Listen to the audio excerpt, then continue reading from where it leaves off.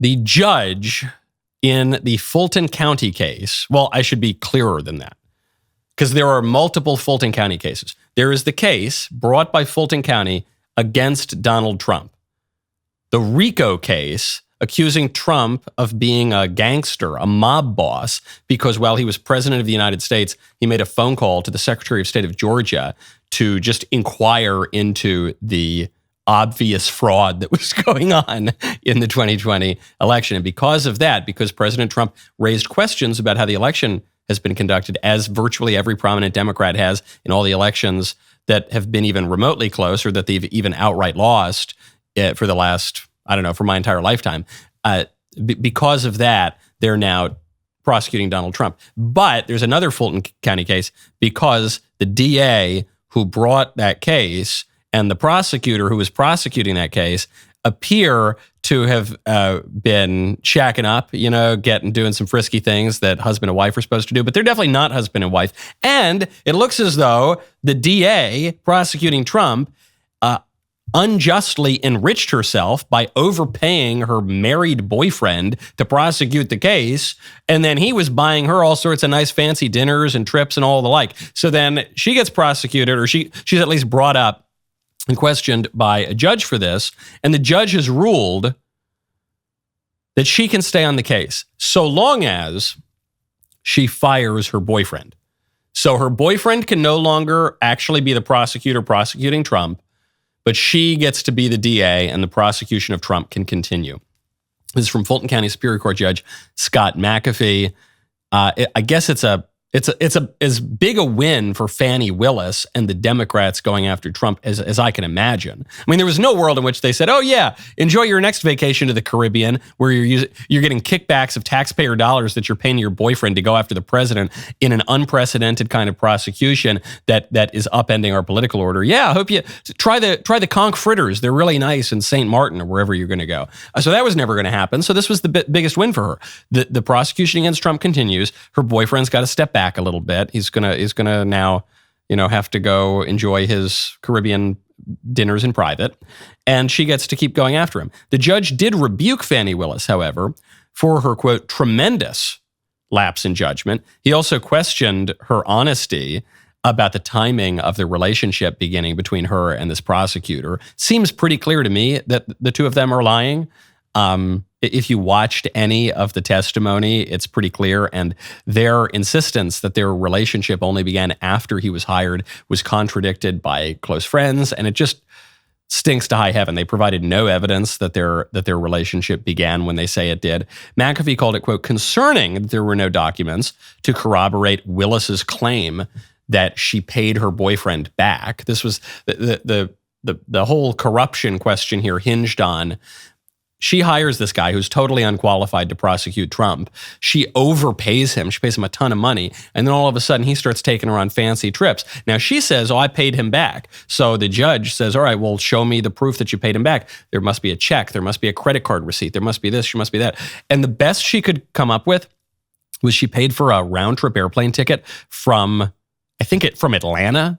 Like Atlanta to, I don't know. It was a very short, it was like an hour flight or something. Meanwhile, he's paying for all these dinners, all these expensive vacations. And she says, no, I paid him back, but it was in cash. So then the judge says, well, where'd you get all that cash? He goes, I'm always storing cash all around my house. I've been keeping cash in my house since I took it out of the campaign fund for my first campaign, which is a crime. So she inadvertently admitted to embezzling campaign funds. They didn't even go after her for that. She looks as crooked as can possibly be. And the judge admits here, he's like, the fact that you don't have any receipts, you don't have any evidence for paying him back is troubling. But never mind, I'll let you keep prosecuting this, no big deal.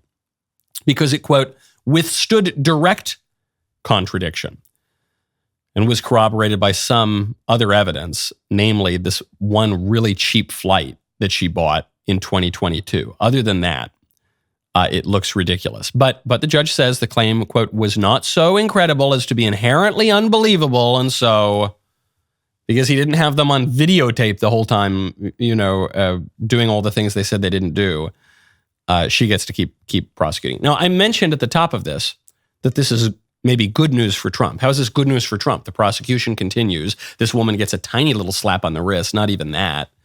The unqualified prosecutor's out, but they'll just get another one. The reason I think this could be good news for Trump is the reason that Jeffrey Toobin came up with on CNN. You remember Jeffrey Toobin? He's a liberal CNN analyst who had to step away for a while because of some personal scandals, but now he's back. He's no fan of Trump, certainly. He's no conservative Republican, but he comes back and he says this ruling from the judge is actually probably pretty good news for Trump because it just irreparably damages the reputation of the prosecution. Today was a very good day for Donald Trump. This case is going nowhere. Even if, in the extremely unlikely event that this somehow staggers to trial in August or in the fall, think about this. There's another racketeering case in Georgia where jury selection, not the trial, jury selection has taken a year. This case is never going to trial before the election. It's an embarrassment, all of this. I mean, Fani Willis has hung on, but this case is going nowhere very quickly. And as far as I can tell, this trial will be conducted during the presidency of Malia Obama. It is so far behind. So, because Gwen was saying she thinks that it was an anomaly, the RICO case involving Young Thug that lasted for 10 months. Right. Okay. Jury selection will take somewhere between a month and a year. There are lots of legal motions that are still to be decided in this case, just as there are in the other cases that Trump is facing. So Fani Willis has managed to cling on.